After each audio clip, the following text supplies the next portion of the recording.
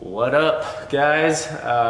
Today we're going to be talking about how to aim with your hips. And this is going to really come into play when you're shooting up and downhill, but even literally just at like 20 yards shooting indoors. If you're shooting like an indoor spot competition, you're usually going to start on either the upper or lower target and then switch halfway through. And so rather than just messing with my front arm high and low, we're actually going to tilt the whole body as a unit. Now this comes in really important, really comes into play when you're shooting, like I said, on up and downhill shots. And the reason for that is, while a lot of people know that you have to cut yardage for a steep uphill or steep downhill shot, which if you don't know that, that's definitely a thing.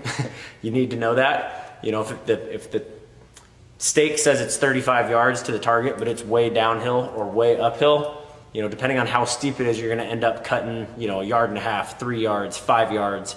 On really extreme cases, especially on longer shots, you might cut up to 10 or 12 yards. And that's both, again, for uphill and downhill. Now, a lot of rangefinders these days actually have the angle compensation built in. So let's say, like I know like the new Vortex does, I think a bunch of the Loopholds do. Most of them have an angle compensation range in them now. So there's some equation in there that based on the angle you're tilting your rangefinder when you hit the range button, it's going to tell you what you actually need to shoot it for. Now, last year I was at a 3D shoot with a couple guys here, and just a local fun shoot, and one of the guys had one of those angle compensating rangefinders. And even though it was telling him the correct yardage to shoot it for, I would shoot it for the same yardage that he told me. He was barely catching the top of a lot of these targets. I mean, 8 inches or a foot high on like a 30, 35 yard target. And the reason was not because his rangefinder was broken like he thought, but it was because he was not drawing level and bending at the hips. He would, if the target was up here, he'd draw right here and come into his string.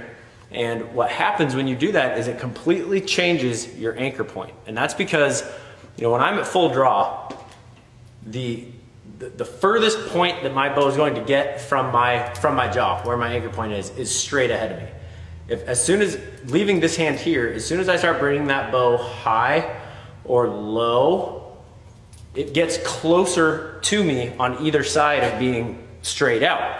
So what happens is, if I draw, and I'll show you this, if I draw up here, like this, when I come into my peep sight, so right there I'm looking through my peep sight, you can see this hand is basically just floating down here. It's not up in its anchor point. If I anchor right there, like I usually do, when I draw at an angle like that, I'm looking completely below the peep. I'm actually looking through this split here. So what happens is though, even though I'm looking through my peep sight, this hand is lower. Thus, I essentially point my arrow up. As I drop that back hand, it is essentially raising the front of my bow. So even though my sight is set correctly, my anchor is so much lower that I shoot, again, way high, like a foot high. The same thing happens shooting downhill. It's gonna be, if I draw like this and try and come into my anchor, it's gonna be way too low. So then I have to drop it to see through my peep sight, and that brings the front of the bow up and I shoot high. So to remedy that, what you want to do is if you're shooting hills, you want fairly close together feet. We don't want to have a real wide stance. Let's see if I can show you here. So, back here.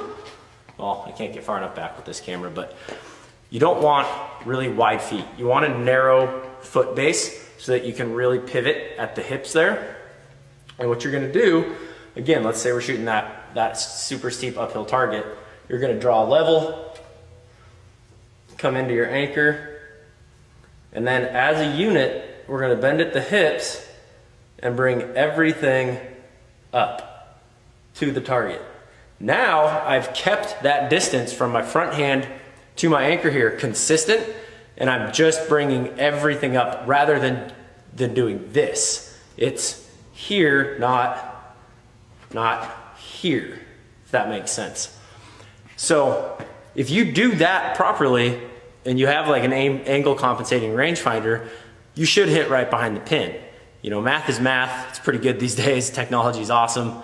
And those rangefinders are actually very, very accurate. So again, uphill or downhill, you're gonna wanna draw level, come into your anchor, and then bend at the hips down, as opposed to just trying to drop everything there. So you can see how everything gets all scrunched up when I just try to drop the arm, so here's just dropping the arm. If I anchor and just try to bring the arm down, you can see how everything gets really weird. Whereas if I draw and bend at the hips, see, my alignment stays fine. So up or downhill, try this. I guarantee you it's gonna improve your shooting.